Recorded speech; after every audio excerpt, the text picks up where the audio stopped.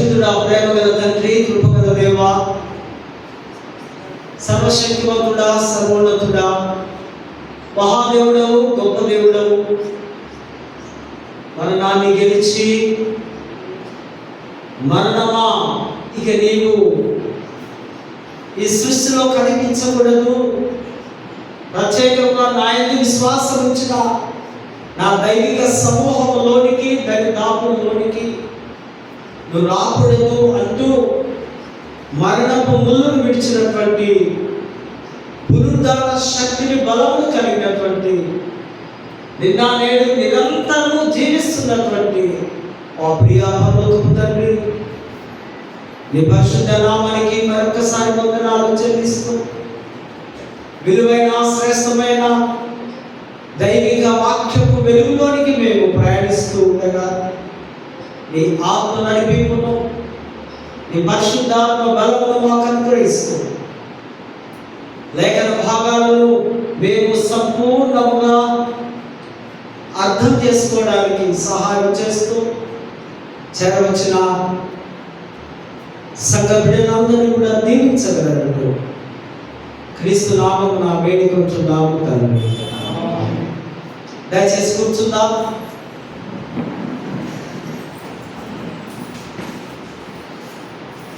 దేవుని పరిశుద్ధ నామానికి మహిమ కలుగును గాక. ఈ మహాఘనత, ఈ గొప్ప భాగ్యం నాకు అనుగ్రహించినటువంటి అధ్యక్ష మండలకు పీఠాధిపతి గారైన most reverend doctor professor Reuben Mark తండ్రి గారికి, అధ్యక్ష మండలము vice chairman reverend doctor T Bhaskar అయ్య గారికి, అధ్యక్ష మండలపు DCC chairmans, officers and clergy, అధ్యక్ష మండలిలో ఉన్న ప్రతి సంఘానికి యేసుక్రీస్తు యొక్క ఘనమైన నామమున పునరుద్ధాన శక్తి బలము మరొకసారి సిఎస్ఐ వెస్లీ చర్చ్ జగదీగుట్ట సంఘపక్షముగా పునరుద్ధాన ఆశీస్సులు, శుభములు, మరి శుభాకాంక్షలు తెలియపరిచిన వారికి, మరి చేరవచ్చిన సంఘం అంతని కూడా మీకు ఈ ఘనమైనటువంటి దీవెనలు తెలియపరుస్తున్నా. మహాదేవుడు, మృత్యుంజయుడు సమాధుల్లో నుంచి ఆయన తనకు తానుగా తను అక్కడ పరుండబెట్టిన భూమిని తన్నుకుంటూ తిరిగి లేవడం. రెజరెక్షన్ అంటే ఎవరి సహాయం లేకుండా, ఎవరి తోడు లేకుండా, దేవుని శక్తి, దేవుని బలముతో యేసుక్రీస్తు లేచినటువంటి విధానాన్ని మనము గమనిస్తూ ఉన్నాం. రిజర్వేషనే లేకపోతే క్రైస్తవ లోకానికి విలువ కానీ, శక్తి కానీ, బలము కానీ, ఉనికి కానీ ఉండేది కాదు. పునరుద్ధానము క్రైస్తవ లోకానికి వారి ఒక వెన్నెముక లాంటిది, ఒక పునాది లాంటిది. పునరుద్ధాన బలం, యేసుక్రీస్తు వారి ద్వారా సంఘంలోనికి అదొక నీరు వలె ప్రవహిస్తూ ఉంది. కనుకనే మనకి ఇచ్చిన అంశం కూడా రిజరెక్షన్, విక్టరీ ఓవర్ డెత్. ఆ యొక్క క్రైస్తవ పునరుద్ధాన మరణముపై విజయం, పునరుద్ధాన క్రైస్తవ చరిత్రకు ఇదొక కీలకమైనది, మూలమైనది, ఇదొక ఆర్జిన్. ఇది లేకపోతే క్రైస్తవ సంఘాలు కానీ, క్రైస్తవ విశ్వాసులు కానీ, ప్రపంచంలో ఆయన ఉనికి కానీ కలిగి ఉండేది కాదు. ఈ క్రైస్తవ విశ్వాసానికి యేసు లేచున్నాడు అని చెప్పడానికి ఒక ఫెయిత్ కావాలి. క్రిస్టోస్ అన్నారు గ్రీకులో. Faith, FAITH. F means fellowship with Christ. యేసుతో నీ సహవాసం, దేవుని బిడ్డలు దేవునితో సహవాసం, ఈ లోక సంబంధమైన మన బిడ్డలు మనతో సహవాసం. ఈ రీతిగా ఆధ్యాత్మికమైనటువంటి దేవుని బిడ్డలందరూ క్రీస్తు యొక్క కొయినోనియో అన్నారు గ్రీకులో, అంటే fellowship. Faith, fellowship with Christ. And attitude, మీ వైఖరి, మీ ప్రవర్తన, మీ ఆలోచన, మీ విధానాలు, మీ తలంపులు, ఇవన్నీ కూడా క్రీస్తుకు సంబంధించినవిగా ఉండాలి. పునరుద్ధాన శక్తి మన లోపల ఉండాలి. తర్వాత ఐడెంటిటీ. ఎవరు? నేను దేవుని బిడ్డను.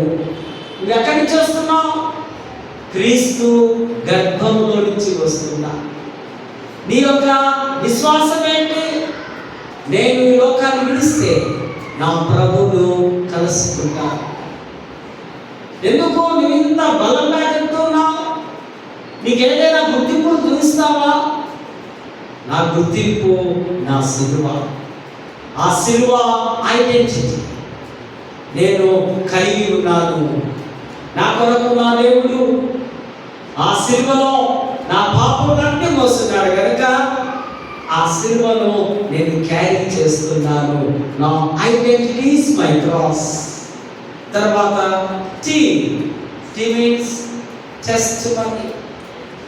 నీ సాక్ష్యం, నీ సాక్ష్యం ఉన్నా, నీ సాక్ష్యం లేని జీవితం అవుతే నువ్వు బయట ఒక పొట్టు వలె ఉంటావు. గాలికి చెదరగొట్టి పొట్టు వలె నీ జీవితం.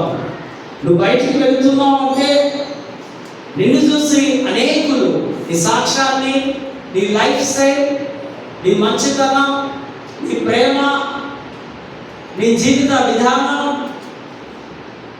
ఇవన్నీ కూడా నీ సాక్ష్యంలో కనిపించాలి. అందుకే అన్నారు, సాక్ష్యం ఇచ్చదా మన స్వామి యేసు దేవుడంటూ సాక్ష్యం ఇచ్చదా. చక్కని పాటలు మనం పాడుకుంటాం. మనము సాక్ష్యం కలిగి ఉండాలి. ఫైనల్ హోప్, నిరీక్షణ. One day God will come. దేవుడు ఆయన యేసు వస్తున్నాడు. నాకు నిరీక్షణ ఉంది. నేను నిరీక్షణతో నేను బ్రతుకుతూ ఉన్నాను. ఆయన కొరకు కొండల వైపు నా కన్ను ఎత్తి, ఇదిగో దేవుడు ఆకాశం నుంచి దిగి వస్తున్నాడు. నేను వెళ్ళి ఆయనను కలుసుకుంటా, ఆయనను ఎదుర్కొంటానే ఫెయిత్ ఉండాలి. Christmas is the gift of Jesus, but Easter is gift of life. Christmas దేవుడు యేసును మనకు బహుమానంగా ఇస్తే, ఈ క్రీస్తు అనే దేవుడు ఈ ఈస్టర్ ద్వారా మనకు నిత్య జీవమే ఇస్తున్నాడు.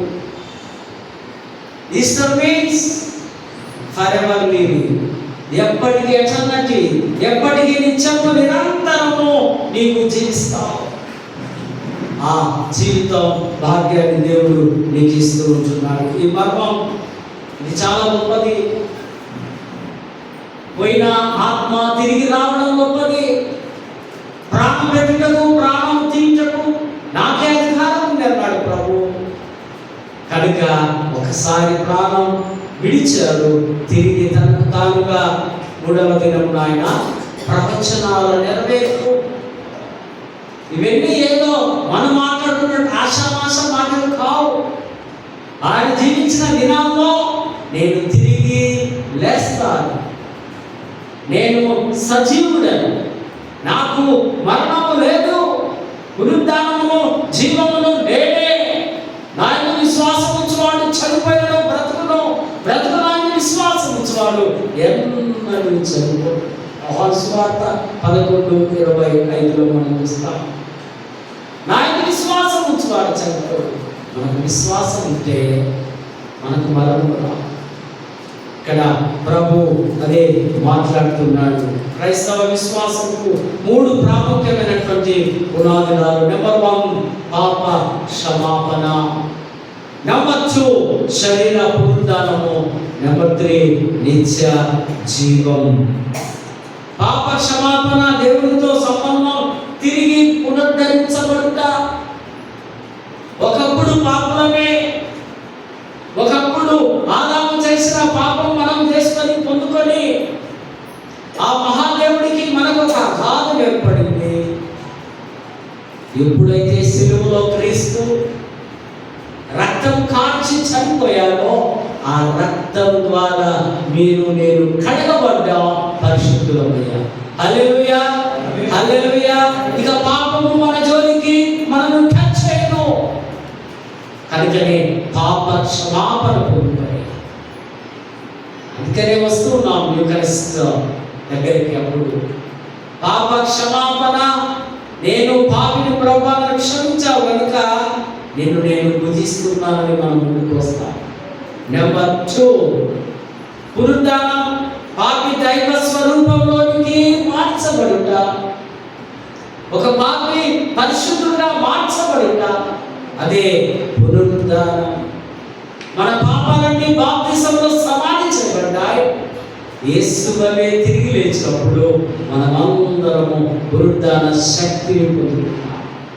నెంబర్ 3 నిత్య జీవం. పరిశుద్ధత, విశ్వాసము, నిరీక్షణ కలిగి ఉంటే నిత్య జీవంలోనికి మనం వెళ్తాం. That's called resurrection. అదే పునరుద్ధానం. తిరిగి మనం ఒక నూతన జీవంలోనికి అడుగు పెడుతూ ఉంటున్నాం. అందుకే ప్రవక్త యెషయా ప్రవక్త రాస్తున్నాడు 26:19 మృతులైన నీ వారు బ్రతుకుదురు, నా వారి శవములు సజీవములు. ఒకప్పుడు చనిపోయిన వారందరూ కూడా బ్రతుకుతారని ప్రవక్త ఎప్పుడో క్రీస్తు పూర్వం 730 సంవత్సరాల ముందు ప్రవచించిన మాటను నేడు మనం జ్ఞాపకం చేసుకుంటాం. ఇది థియోలాజికల్ పర్స్పెక్టివ్స్లో గమనిస్తే ఇజ్రాయెల్ ప్రజలు వారు చచ్చిన స్థితిలో ఉంటే దేవుని యొక్క జీవము వారికి టచ్ అయినప్పుడు వారు బ్రతుకుతారని పండితులు రాస్తున్నారు. కనుక ఇది నా వారి శవములు. క్రైస్తవ విశ్వాసానికి అత్యుగొప్ప ఈ యొక్క పునరుద్ధానం నందు మనం విశ్వాసం కలిగి ఉంటే, మా దేవుడు సజీవుడిగా లేచి ఉన్నాడని 100% మనం విశ్వసిస్తే తప్పక మన సమాధులు, మన పితరుల సమాధులన్నీ ఓపెన్ అవుతాయి. ప్రపంచంలో మీరు వెళ్ళి చూడండి, గొప్ప గొప్ప మహారాజులు, వీధులు, యోధులు అందరూ కూడా సమాధులన్నీ బంద్ చేయబడ్డాయి, క్లోజ్. ఒక యేసు ప్రభు గ్రేవ్యార్డ్ మాత్రమే అది ఓపెన్లో ఉంది. అది ఎప్పటి ఆయన లేదు, ఆయన సజీవుడు, ఆయన లేచి ఉన్నాడు. సజీవుని మీరెందుకు వెతుకుతున్నారు? వెతకడానికి సుగంధ ద్రవ్యములు తీసుకొని ఏడ్చుకుంటూ వెళుతున్నారు భక్తులు, స్త్రీలు. ఈ పురుషులు లేదా ఈ శిష్యులందరూ ఎక్కడెక్కడో భయపడి దాక్కుని ప్రభు దగ్గరికి సిలువ టైంలో లేరు. ఆ 3వ రోజు ప్రవచనాలు మర్చిపోయి ఉన్నారు. కానీ స్త్రీలకు మాత్రం జ్ఞాపకం ఉంది, 3వ రోజు వస్తాడేమో, సరే చూద్దాం. అక్కడ రాయి, ఆ రోమన్ శత్రువులు, ఆ సైనికులు, గవర్నమెంట్ పెద్ద పొల్లించలేని కొన్ని టన్నుల రాయిని ఒక డోర్ లాగా పెట్టి సీల్ చేస్తున్నారు, గవర్నమెంట్ సీల్. మనం కూడా బ్యాంక్ వారు మనకు మన హౌసెస్ ఒకవేళ మనము ఆ ఈఎంఐలు అది ఇది కట్టకపోతే వాళ్ళు వచ్చి సీల్ చేస్తారు. ఎవడు ఓపెన్ చేయడానికి మీరు చేస్తే డైరెక్ట్ చేయండి. వారు సీల్ చేసినా కానీ వారు ఆ విశ్వాసంతో వారు వస్తున్నారు. ఇది సమస్త సృష్టి అంతటికి ఒక నిరీక్షణపరమైనటువంటి ఈ గొప్ప పునరుద్ధానాన్ని మనం చూస్తున్నాం. ఫస్ట్ 15th chapter 22-23లో ఆదామునందు అందరూ ఎలా మృతి చెంది ఉన్నారో చివరి ఆదామైన యేసుక్రీస్తు ద్వారా అందరూ కూడా బ్రతికింపబడుదురు. That's a great promise. ఎంత దేవుని చక్కటి మాటలు ఇవి. ఒకప్పుడు ఆదాము ద్వారా మనం అందరం చనిపోయిన వారమే, క్రీస్తు ద్వారా మనమందరము బ్రతికించబడుతున్నాం. మన వరుస క్రమంలో బ్రతికించబడుతాం. ఆ జీవ పునరుద్ధానము, తీర్పు పునరుద్ధానాలు, 2 పునరుద్ధానాలు మనకు ఉన్నాయి. సో ఈ క్రైస్తవులు దేవుని బిడ్డలకు ఉన్నటువంటి యొక్క పునరుద్ధాన శక్తి, జీవ పునరుద్ధానంలో మనము ప్రతినిత్యము ప్రభుతో ఉంటాం. యేసుక్రీస్తు యొక్క విజయం ద్వారా మనం ఒక నూతన సృష్టిలో క్రొత్త మానవత్వము, క్రొత్త జీవన విధానంలో మనము ఈ లోకంలో జీవిస్తాం. ఆయన పునరుద్ధానము మన జీవితాలకు ఒక గొప్ప ప్రకాశవంతమైన వెలుగుగా మనమందరం ఈ దిన ప్రపంచమంతా ఈ సెలబ్రేషన్స్ కేవలం ఆయన తిరిగి సజీవుడుగా సమాధిలో నుంచి ఆత్మీయపరమైనటువంటి శరీరము ధరించుకొని, మహిమ శరీరము ధరించుకొని ఆయన బయటికి రావడం, ఆయన చూసిన వారందరూ, ఆ సైనికులందరూ పడిపోయి అక్కడ ఎవరి శబ్దం చేయకుండా ఆయన లేచి బయటికి వస్తున్నటువంటి విధానాన్ని మనం చూస్తున్న పాత నిబంధన పాఠంలో కూడా మనం గమనిస్తే శ్వాస జీవితాన్ని పునరుద్ధరిస్తుంది, బ్రీత్ రిస్టోర్స్ లైఫ్, అండ్ విమోచకుడు మరణాన్ని జయించును, రిడీమర్స్ కన్క్యూజ్ డెత్. దేవాలయముగా మారిన గుడారం, పొర్లింపబడిన రాయి, స్టోన్ రోల్డ్ అవే. శాస్త్ర జీవితాన్ని పునరుద్ధరిస్తుంది. దేవుని మహిమ యొక్క దర్శనం, the vision of God's glory. ఎహెజ్కేలు దర్శనం. ఎహెజ్కేలు బబులోను చెరకు కొనుక్కోబడ్డాడు సెకండ్ టైం. ఆ నెబుకద్నెజర్ రాజు బబులోను రాజును 3 times ఈ యెరూషలేములో ఉన్నటువంటి వారిని చెరకు తీసుకొని వెళ్ళారు. క్రీస్తు చెరలోనే ఈయన ప్రవచిస్తున్నాడు. ఈ ఎహెజ్కేలు గ్రంథం అంతా ప్రవచనాలతో కూడిన గ్రంథం, దర్శనాలతో కూడిన గ్రంథం. చాలా జాగ్రత్తగా ఈ సెకండ్ కమింగ్, ప్రకటన, ఎహెజ్కేలు, దానియేలు ఇవన్నీ ఒకదానికొకటి లింకుతో కూడిన గ్రంథాలు. మామూలుగా చదువుకుంటూ పోతే మనకు అర్థం కాదు. అంతో ఇంతో థియాలజీ చదివిన వారికి మాత్రమే ఈ యొక్క దర్శనాలు లేదా ఇందులో ఉన్నటువంటి ప్రవక్తల యొక్క మాటలు మనం అర్థం చేసుకోగలం. ప్రవక్తను పిలిచి దేవుడు పిలుస్తూ ఉన్నాడు, ఇదిగో నువ్వు ఒక లోయలోనికి వెళ్ళు, అక్కడ ఎండిన ఎముకలకు ప్రవచించు, జీవం లేని వాటికి జీవామిపు. నేనంటాడు, దేవా నేనెంతకు వాడిని, నాకేం తెలుసు అనుకుంటూ అంటే, నువ్వు వెళ్ళి ప్రవచించు, నీ నోట నా శక్తిని ఉంచి ఉన్నారు, నీ నోట నా మాటను ఉంచి ఉన్నారు. ప్రవక్తలంటే నీలాగా నాలాగా నాట్ ఆర్డినరీ పర్సన్స్ వారు కాదు. వారు దేవుని శక్తిని పొందుకున్న వారు కనుక ఆ లోయలోనికి వెళ్ళి ప్రవచిస్తూ ఉన్నారు. సమాధిలో ఉన్న ఎముకలు కొన్ని లక్షల జనాంగముగా ఒక గొప్ప ఆర్మీగా లేచి నిలబడింది కేవలము దేవుడి యొక్క మాట శక్తి ద్వారా. ఆ మాటలో వారు చెప్పినప్పుడు వారిలోనికి ఆ చర్మము లేదా బ్లడ్ సర్క్యులేషన్, నరములు అన్నీ కూడా ఒకదానికొకటి పట్ట గొప్ప సమూహంగా. దీని అర్థం ఇశ్రాయేలు ప్రజలందరూ యెహోవా దేవుని విడిచిపెట్టి విగ్రహారాధన చేసి వారు జీవము లేని వారు అని. ఎముకల్లాగా స్కెలెటన్ లాగా ఉన్నారు వారు. వారి బ్రతుకుల్లో ఏమి ఆశ లేదు. దేవుడి నుంచి వారు పూర్తిగా వైదొలిగిపోయారు. ప్రేమగల దేవుడు మళ్ళీ ప్రేమించి, ఇదిగో బిడ్డ, నువ్వు నాకు కావాలి. ఒకప్పుడు నువ్వు ఐగుప్తు దేశంలో చాలా భయంకరంగా ఉన్నావు, అప్పుడు నేను ప్రేమించి నీకు విడుదల ఇచ్చున్నా. నీవు జ్ఞానానికి వచ్చి ఇక్కడ మంచిగా బ్రతుకురా నాయన అంటే, నీవు అక్కడ ఉన్నటువంటి ఆ యొక్క కనానీయులతో కలిసి వివాహాలంటూ, దేవులంటూ, దేవతలంటూ నీవు చెడిపోయి ఉన్నావు కనుక నీవు జీవము లేని ఎముకల వలె ఉన్నావు. ఇది వాస్తవంగా ఇజ్రాయెల్ గురించి ప్రవచనం. తిరిగి దేవుడి వెలుగు, తిరిగి దేవుడి శక్తి మీకు వస్తుంది, దేవుడి మహిమ మీకు వస్తుంది. యెహెజ్కేలు దర్శనంలో థియోఫనీ అనగా మానవులకు దేవుని ప్రత్యక్షత, థియోఫియోస్ మీకు అంట.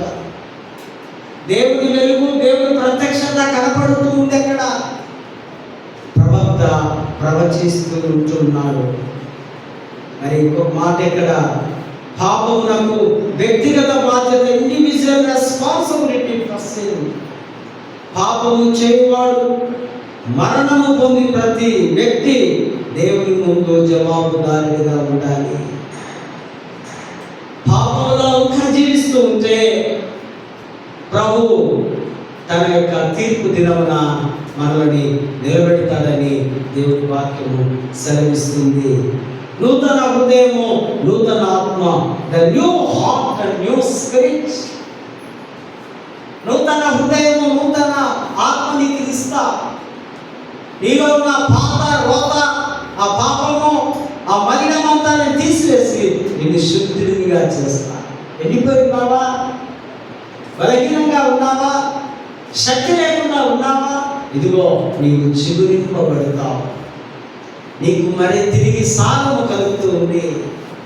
చెట్టున నాటబడిన పచ్చగా నీవు పచ్చదనంలో ఉంటావు. నా వైపు తిరగండి, పునరుద్ధాన వైపు తిరగండి, ఖాళీ సమాధి వైపు చూడండి. ప్రభు మెల్లమెల్లగా లేచి ఆ యొక్క మహిమ శరీరంతో వస్తున్నాడు. ఆయన 40 days మళ్ళీ అనేకులకు కనిపించాడు. 11 times వారు కనిపించారు. ఇక్కడ ఆ దైవిక దేవుని సన్నిధి నుండి ప్రవహిస్తున్నటువంటి ఆత్మ లేదా గాలి లేదా అగ్ని, ఇవన్నీ అర్థాలు ఉన్నాయి హీబ్రూ వర్డ్స్. దేవుడి ఆత్మ వర్పించినప్పుడు సజీవ సైన్యముల వలె వారు లేచారు. క్రైస్తవ పునరుద్ధాన బలము, శక్తిని వారు పొందుతున్నట్టుగా దేవుని వాక్యంలో మనం చూస్తూ ఉంటున్నాం. దేవుని శక్తి చేత వారు పునరుద్ధానము, రెజరెక్షన్ బై గాడ్స్ పవర్. ఇదే ఇక్కడ పునరుద్ధానం. ఒకసారి వారు పాపంలో, శాపంలో చనిపోయి ఉన్నారు. తిరిగి వారిప్పుడు దేవుని జీవము పొందుకున్నారు. తప్పిపోయిన కుమారుడు చనిపోయి ఉన్నారు. తండ్రి అదే అంటాడు, వీడి చనిపోయి తిరిగి బ్రతుకుతూ ఉన్నాడు. వాడికి ఎప్పుడు మారు మనస్సు వచ్చిందో అప్పుడు అదే రిజరెక్షన్, అదే పునరుద్ధానం. ఆత్మ ద్వారా నూతన సృష్టి, new creation through the spirit. మనల్ని ఆయన నూతన సృష్టిలోనికి, నూతన జీవంలోనికి నడిపిస్తున్నారు. మరణానికి మించిన ఆశ, హోప్ బియాండ్ డెత్. వారు ఇజ్రాయేలు వారి ఎముకలు ఎండిపోయి ఆశ లేకుండా ఉన్న సమయంలో దేవుడు వారికి ఒక నూతన చిగురింపు ఆశను కలుగజేసి ఉన్నారు. కీర్తన భాగంలో కూడా మనం గమనిస్తే 49 Psalms, విమోచకుడు మరణాన్ని జయించును. దేవుడు కూడా అంటాడు, ఆయన నా విమోచకుడు, ఆయనను ఒకానొక దినము నేను కన్నారా చూస్తాను. ఆ ఫెయిత్ ఆయనకుంది. ఇక్కడ మన సంపద మనల్ని విమోచించదు. Wealth cannot redeem. మానవ సంపద, జ్ఞానము, శక్తి నీకేదన్నా కానివ్వండి, నీకు విమోచన రాదు. మరణము నుండి మనం రక్షించేవాడు, పాపము నుండి రక్షించేవాడు ఒక యేసు ప్రభువే మనం ఉచితంగా ఇస్తున్నాడని సత్యాన్ని మనము ఈ సమయంలో జ్ఞాపకం చేసుకోవాలి. నెంబర్ 2, మరణం అంతం కాదు. Death is not the end, it is neutral. ఇదొక మలుపు తీసుకోవడమే, ఇట్లా పోయి తిరిగి రావడమే. తిరిగి మళ్ళీ మన గోల్, మన టాస్క్, నా గురి నా దేవుడి దగ్గరికి నా ప్రయాణం. మీ జన్మ ఎక్కడ, మీ ఊరు ఎక్కడ, మీరు ఎక్కడ వెళ్తున్నారు మీరు చెప్పాలి.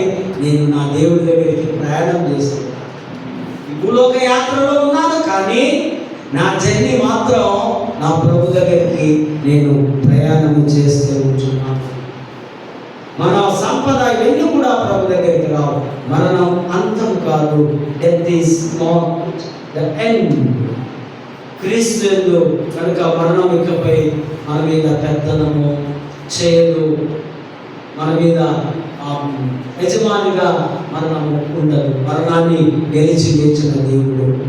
మూడవదిగా, దేవుడు సమాధి నుండి మనల్ని విమోచిస్తాడు. God redeems from the grave. కీర్తన గొప్ప ఆశ, దేవునితో శాశ్వతమైన పునర్జీవము నీవు కలిగి ఉంటామని కీర్తనకారుడు రాస్తున్న మాటలు మనం జ్ఞాపకం చేస్తూ ఉంటున్నాం. కొరింథీ పత్రికలో పౌలు అంటున్నాడు, ఈ గుడారం, ఈ దేవాలయం, ఇది దేవుడిది. సింపుల్గా అర్థం చేసుకోవాలి. ఈ శరీరము, ఈ అందము నీది కాదు. ఈ శరీరంతో నీవే డర్టీ పనులు చేయడానికి వీలు లేదు. జాగ్రత్త ఉండాలండి. ఈ శరీరము, ఈ హృదయము, ఈ ఆత్మ, ఇదంతా దేవుడు నీకు ఇచ్చినటువంటి గిఫ్ట్స్. ఇది తిరిగి దేవుడికి అప్పచెప్పాలి. పిచ్చి పిచ్చిగా నా అందం, నా శరీరం, నా ఇష్టం, నేను 10 సార్లు తింటా, నా బలం, నా పైసలు, నథింగ్. నీ పైసలు కావు, నీవే కావు. Everything is accountability. నీకు నెలకు 1,00,000 రూపాయలు, 2 లక్షలు వస్తున్నాయా? నువ్వు హ్యాపీగా నా ఇష్టం అనడానికి వీల్లేదు. దేవుడి డబ్బు, దేవుడి సొమ్ము అకౌంటబిలిటీ. కనుక పౌలు అదే అంటున్నాడు, ఈ గుడారం, ఈ శరీరం ఒకనొక దినం శిథిలమైపోతుంది, పతనమైపోతుంది, పాడైపోతుంది. దీన్ని దేవుడే తిరిగి తన విధంలోనికి మార్చుకోగలడు అని ఇక్కడ రాస్తున్నాడు. పరలోక మహిమ శాశ్వతం, మన శరీరం అంటూ ఇదొక ఓన్లీ టెంట్ అని. పౌలు తండ్రి డేరాలు పెద్ద బిజినెస్ వారికి ఉండేది. కనుకనే పౌలు కూడా డేరాలు ఉంటేవాడు. ఆకుల ప్రిస్కిలతో కలిసి ఇక్కడ అదే రాస్తున్నాడు. ఆ వర్డ్ నన్ను మాట్లాడుతూ గుడారము, ఈ దేహము గుడారము, కానీ లోపల నీ దేవుడి ఆత్మ ఉంది. అది మీరు జాగ్రత్తగా ఆ నివాసం పరలోకంలో ఉంచుకోవాలి. మరి గాస్పెల్స్లో మనకు తెలుసు, ఎన్నో సంవత్సరాలు చెల్లించున్నాం. పొర్లింపబడిన రాయి, స్టోన్ రోల్డ్ అవే. శిష్యులు రాలేదు, శిష్యుల పరిస్థితి బాగలేదు, భయాందోళనలో ఉన్నారు. ఐదుజామునే స్త్రీలు పరిగెత్తుకుంటూ ఒక గుంపు వచ్చింది. వారికి కూడా అక్కడున్నటువంటి భూతమో ఎవరో అనుకుని ఆ దేవతను చూసి పారిపోయారు. నెక్స్ట్ మళ్ళీ పేతురు, మిగతా వారంతా చూసి మగ్దలేని మరియకు మొట్టమొదటిగా ప్రభు కనిపించారు. మొట్టమొదటి ఇవాంజలిజం లేదా మొట్టమొదటి ఇవాంజలిస్ట్ ఎవరు అంటే మగ్దలేని మరియ. ఆమె వెళ్ళి శిష్యులకు, అక్కడున్న వారికి, గలిలయ ఉన్న వారికి, ఆ ప్రాంతంలో ఉన్న వారందరికీ యేసు లేడు, ఆయన గలిలయ ఇక్కడికే వచ్చున్నారు, ఆయన సమాధిలో లేడు, ప్రభు సమాధిలో లేడు, ఆయన లేచి ఉన్నాడు. హల్లెలూయా, హల్లెలూయా, లేచి ఉన్నాడు. అది మైండ్లో, హృదయంలో మనం రాసి తెచ్చుకోవాలి. అక్కడి నుంచి యేసు తనకు తానుగా రాయి పొలించబడి ఆయన ఏ మాట అన్నాడో లేదా ఇక్కడ టచ్ చేశాడేమో వెంటనే రాళ్ళు, పర్వతాలు ఎక్కడున్నా కానీ అక్కడికి ఓపెన్ కావాలి. తర్వాత ఆయన భయపడకుడి అని అక్కడ దేవదూత చెప్పింది. మీరు వెళ్ళి వారికి చెప్పండి, ఈ యొక్క మార్కు సువార్తలో చూస్తాం, అది యోహాను సువార్తలో చూస్తే భయపడకము అభయవాక్కు అని నేర్చుకున్నాడు. విజయవాక్కు ఆయనకు లేడు అని రకరకాలైనటువంటి వాక్కులతో దేవుడు అక్కడ వారిని ఆశీర్వదించినట్టుగా మనము చూస్తూ ఉంటున్నాం. సువార్త సత్యములకు యేసుక్రీస్తు పునరుద్ధానము కేంద్రమైంది. ఆయన దుర్మార్గులపైకి భవిష్యత్తులో రానున్న వారి తీర్పుకు ఇది రుజువుగా ఉంది. ఆయన 11 times 11 సార్లు అందరికీ కనిపించారు. 9వ వచనంలో యేసు పునరుద్ధానుడైన తర్వాత కలిగిన ప్రత్యక్షతలు ఒక్కొక్కటి మెల్లగా మనం చూస్తాం. మొదటిగా మగ్దలేని మరియ, తర్వాత రెండవది సమాధి నుండి వస్తున్న స్త్రీలకు, మూడవది పేతురుకు, నాలుగవది ఎమ్మాయి మార్గంలో మాట్లాడుతూ వెళ్తున్నటువంటి ఇద్దరికి క్లమెంట్ మరొకరు ఉన్నారు. వారికి మరి నాలుగవది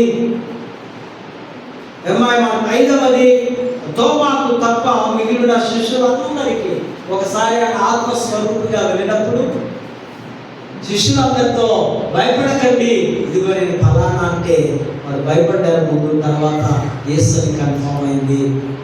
అందులో తోమా లేడు, డౌట్ఫుల్ మ్యాన్ అక్కడ లేడు, ఆ విజిట్ అయిపోయింది. ఏడవది గలిలయ సముద్రం ఒడ్డున 7 మంది శిష్యులకు ఆయన కనిపించారు. తర్వాత గలిలయలో 500 మందికి ఒకేసారి కనిపించారు. యాకోబుకు కనిపించాడు. శిష్యుల మహా నియమాన్ని ఇచ్చే సమయంలో కనిపించాడు. ఆరోహణ టైంలో మరి శిష్యులందరికీ కనిపించాడు. అక్కడ బెతనియ దగ్గర ఆ కొండ దగ్గరికి వెళ్ళి ఆయన వెళ్ళిపోతూ ఉన్నారు. వారిని ఆశీర్వదిస్తూ ఉంటున్నాడు. తర్వాత దమస్కు ప్రాంతంలో పౌలుకు చివరిసారిగా కనిపిస్తూ ఉన్నాడు. ఆయన ప్రత్యక్షతలు ఆయన అందరికీ కనిపించి చివరిగా ఈ యొక్క స్వరము ద్వారా పౌలుకు మాత్రం దమస్కు ఆ సంత వీధుల్లో ఆయన ఆ యెరూషలేములో ఉన్నటువంటి వారందరినీ, దమస్కులో ఉన్న వారిని, క్రైస్తవులందరినీ చిత్రహింసలు పడుతున్న సమయంలో యేసు అతను పిలిచి సౌలును పౌలుగా మార్చినట్టుగా చూసుకోవచ్చు. ఆయన అక్కడ కొండ మీద నుంచి ఆరోహణం అయిపోయి వెళ్ళిపోయాడు. ఇప్పుడు మెల్లమెల్లగా పరలోకం నుంచి దిగి వస్తున్నాడు. ప్రేమైనటువంటి వారు ఏ విధంగా ఉంది మన నిరీక్షణ? పునరుద్ధాన శక్తిని, బలాన్ని మనం పొందుకుంటున్నామా? ప్రభువా, నా హృదయంలో నీ పునరుద్ధాన బలం నాకు కావాలి, నీ శిలువ బలం కావాలి. ఒకనొక దినం నా సమాధిలో నుంచి నేను బయటికి రావాలి. నేను సమాధికి సిద్ధమవుతున్నప్పుడు, నీ దగ్గరికి వస్తూ ఉంటున్నప్పుడు నేను ఆ పునరుద్ధాన శక్తిని కలిగి ఉండడానికి సహాయం చేయదు. తప్పక సొంత ప్రార్థనలో మనం చేసుకోవాలి. అటువంటి కృప, పరిశుద్ధాత్మ నడిపింపు, దైవాశీస్సులు దేవుడు మనకు అనుగ్రహించుగాక. పరిశుద్ధుడా, ప్రేమ తండ్రి, నీకు వందనాలు. ఇతబడిన వాక్యాన్ని మరొకసారి బలపరిచి ఆశీర్వదిస్తూ విన్నవినందరూ కూడా పునరుద్ధాన శక్తిని, బలాన్ని పొందుకోవడానికి కృపను చూపగలరు. యేసు నామమున వేడుకొంచున్నాము.